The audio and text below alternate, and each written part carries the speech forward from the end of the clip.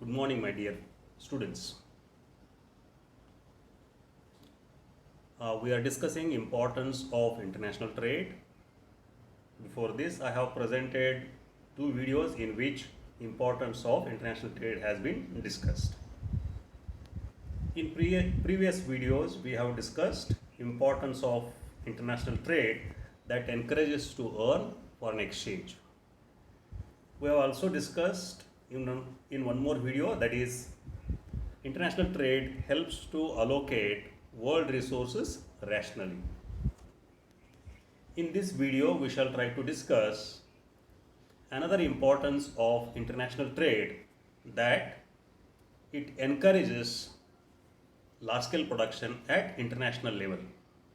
In other words, we are trying to discuss another importance of international trade, that is it helps to maximize world output. In international trade, we find large number of countries participate in buying and selling of goods and services, and this leads to maximization of world output. Because of maximization of world output, it leads to large scale production. And one of the principles of economics says, whenever production takes place on large scale basis, it will have impact on prices of goods and services. If large scale production takes place, the next impact of this on the price will be that prices will come down, and thereby consumers will be at gain. In other words, international trade encourages large scale production. Large scale production leads to lowering the price of goods and services, and this helps to the consumers. International trade maximizes world output. This I would like to explain with the help of one simple example. Just you will have to assume for some time that there is no international trade and only domestic trade is taking place in the country. We have only home trade. In domestic trade, how many mobile brands we come across? Around 25 brands. 25 different brands we come across. Because international trade is not taking place, we Indians are forced to consume only these 25 brands. 25 brands are very less brands as compared to the number of brands which are available in the world. Now, further you assume that international trade is taking place and we take part in international trade either in the form of buying or selling. Because of in international trade, we find nearly 500 different mobile brands are there. Now, because international trade is encouraged, what are the possibilities, what are the choices of mobiles for consumers? That is 25 plus 500. That leads to 525 brands a consumer can enjoy if international trade is encouraged. If international trade does not take place and if we trade only in domestic market, then we are forced to consume only 25 brands. From this particular example, we learned one thing, that always international trade maximize world output, and that leads to large scale production. This we have a good experience since 1990, when globalization has been announced. In every field, we find large scale production is witnessed by us. In every field, we are witnessing large scale production. This is only because in last 30 to 40 years, international trade has been encouraged, and thereby world output has been maximized. After studying this particular importance of international trade, we have another important benefit of international trade. That is, consumers will have wide choices. consumers will have variety of choices in terms of quality, in terms of quantity, in terms of package, in terms of brands. In many terms, consumers will have wide choices if international trade is encouraged.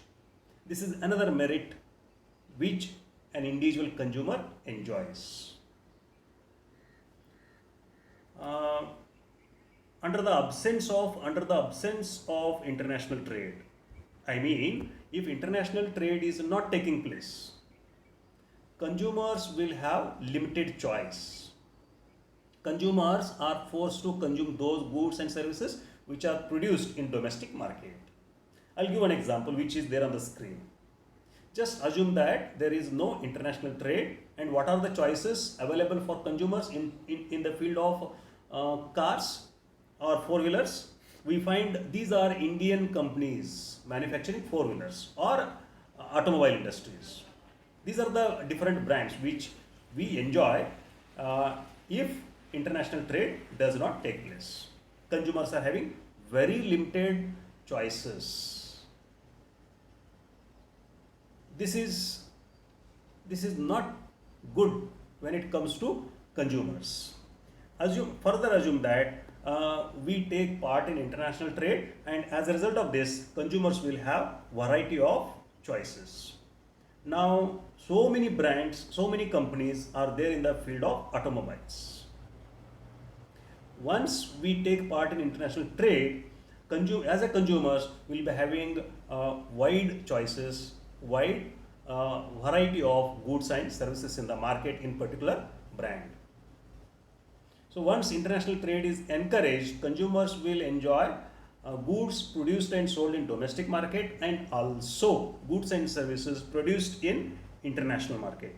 As a result, consumers will be at gain if international trade is encouraged. This is another important merit or benefit to an individual consumer as such.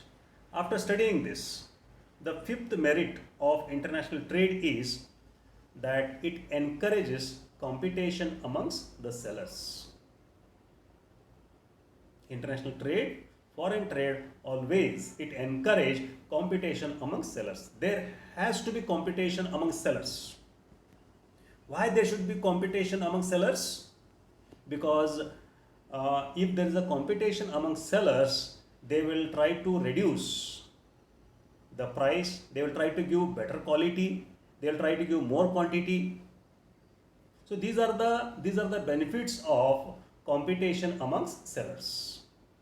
So international trade encourage competition among sellers, and thereby consumers will have better quality and quantity, yet they will have goods and services at a lower price, and because of competition, the sellers will try to take personal care of consumers. Competition always has its own merit for consumers. Now, just assume that there is no international trade. What will happen? First thing is that if there is no international trade, then there is a scope for monopoly in domestic market. And you know that monopoly is not good for consumers, because monopoly can charge higher price for lesser quantity, and monopoly can compromise on quality of the goods and services. Since monopoly is the single seller, single manufacturer, he can exploit consumers. He can take away consumer satisfaction, consumer surplus. So this happens if international trade is not encouraged, or if we do not take part in international trade. So this is how international trade always good, because it encourages competition amongst sellers. So in addition to this, you know that the sixth importance of international trade is it encourage dynamic, efficient, and competent entrepreneurs across the world. Only capable entrepreneurs can take part in international trade. So, international trade encourage dynamic and efficient entrepreneurs who can take risks, who face challenges, and survive in international competition. Uh, if international trade does not take place, then there may not be any much scope for entrepreneurs in domestic market as such. Whosoever is producing, he becomes the king, and that leads to monopoly.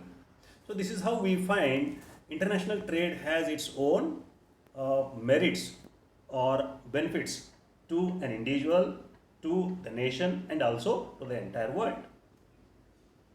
So we have discussed different importances or benefits or merits of international trade. With this, I end my video on importance of international trade. Thank you.